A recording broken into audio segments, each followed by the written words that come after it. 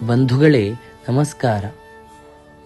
ಶ್ರೀ ದುರ್ಗಾ ಸಪ್ತಶತಿ ಇದರ ಪ್ರಥಮ ಚರಿತ್ರದ ಸಾರಾಂಶ ಹೀಗಿದೆ.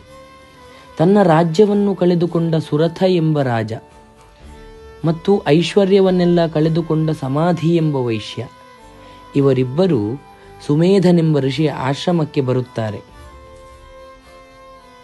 ಸಮಾಧಿಯು ಶ್ರೀಮಂತರ ಕುಲದಲ್ಲಿ ಹುಟ್ಟಿದ್ದರೂ ಪತ್ನಿಪುತ್ರರಿಂದ ವಂಚಿತನಾಗಿ ಸರ್ವಸ್ವವನ್ನು ಕಳೆದುಕೊಂಡು ಬಂದಿರುತ್ತಾನೆ. ಇವರಿಬ್ಬರಿಗೂ ಋಷಿಯು ಆದರದ ಸ್ವಾಗತವನ್ನು ಮಾಡುತ್ತಾರೆ. ಋಷಿಗೆ ಪ್ರಣಾಮವನ್ನು ಸಲ್ಲಿಸಿದ ಇವರಿಬ್ಬರು ತಮ್ಮ ಕಷ್ಟಗಳನ್ನು ಹೇಳಿಕೊಂಡು ಋಷಿಯನ್ನು ಪ್ರಶ್ನಿಸುತ್ತಾರೆ. ಸುರತನು ಹೀಗೆ ಹೇಳುತ್ತಾನೆ: ಮುನಿಶ್ರೇಷ್ಠನೇ, ನಾನು ರಾಜ್ಯಭ್ರಷ್ಟನಾಗಿದ್ದರೂ ಸಮಸ್ತ ರಾಜ್ಯಾಂಗಗಳಲ್ಲಿ ನನ್ನ ಮಮತ್ವವು ಹೋಗಿಲ್ಲ. ಇದಕ್ಕೆ ಕಾರಣವೇನು?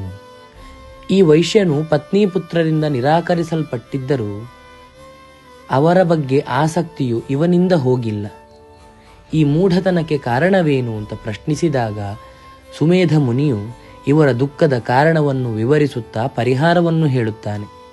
ಮಹಾಭಾಗ, ಪ್ರಾಣಿಗಳೆಲ್ಲ ತಮ್ಮ ತಮ್ಮ ವಿಷಯಗಳಲ್ಲಿ ಜ್ಞಾನವನ್ನು ಹೊಂದಿರುತ್ತವೆ.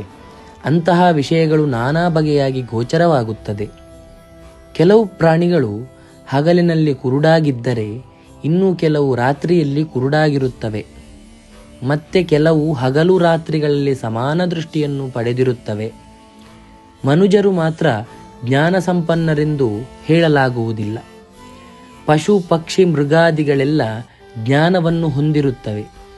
ಅವುಗಳಿಗೂ ಮನುಷ್ಯರಂತೆಯೇ ಮಮತೆ ಮೋಹಗಳಿರುತ್ತವೆ. ಮಕ್ಕಳು ಪ್ರತ್ಯುಪಕಾರವನ್ನು ಮಾಡುತ್ತಾರೆಂಬ ಲೋಭದಿಂದ ಮನುಷ್ಯರು ತಮ್ಮ ಮಕ್ಕಳಲ್ಲಿ ಆಸಕ್ತಿ ಉಳ್ಳವರಾಗಿರುತ್ತಾರೆ. ಸಂಸಾರಕ್ಕೆ ಕಾರಣವಾದ ಮಹಾಮಾಯೆಯ ಪ್ರಭಾವದಿಂದ ಮನುಷ್ಯರು ಮಮತೆ ಎಂಬ ಸುಳಿಯಿಂದ ಕೂಡಿದ ಮೋಹವೆಂಬ ಹೊಂಡದಲ್ಲಿ ಬಿದ್ದಿರುತ್ತಾರೆ. ಇದರಲ್ಲಿ ವಿಸ್ಮಯವೇನೂ ಇಲ್ಲ, ಏಕೆಂದರೆ ಅವಳು ಜಗತ್ಪತಿಯಾದ ಶ್ರೀ ವಿಷ್ಣುವಿನ ಮಾಯೆ. ಮಹಾಮಾಯೆಯಿಂದಲೇ ಬಂಧಮೋಕ್ಷಗಳಾಗುವುದು.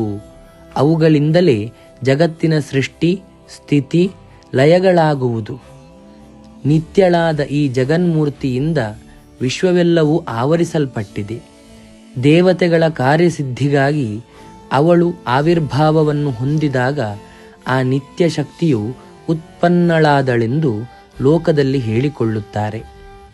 ಕಲ್ಪಾಂತರದಲ್ಲಿ ಜಗತ್ತೆಲ್ಲ ಜಲಮಯವಾಗಿರಲು ಭಗವಂತನಾದ ಶ್ರೀಮನ್ನಾರಾಯಣನು ಆದಿಶೇಷನ ಮೇಲೆ ಯೋಗ ನಿದ್ರೆಯನ್ನು ಹೊಂದಿದನು.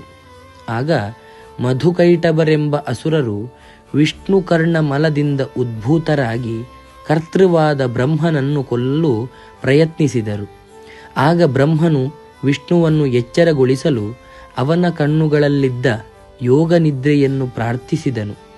ಆಗ ತಾಮಸಿ ರಾತ್ರಿಯಾದ ಯೋಗ ನಿದ್ರೆಯು ವಿಷ್ಣುವನ್ನು ಎಚ್ಚರಗೊಳಿಸಿ ಅವನ ಮೂಲಕ ಮಧುಕೈಟಭರನ್ನು ನಾಶ ಮಾಡಿಸಿದಳು. ಆದುದರಿಂದ ದೇವಿಗೆ ಮಧುಕೈಟಭನಾಶಿನಿ ಎಂಬ ಹೆಸರು ಬಂದಿದೆ.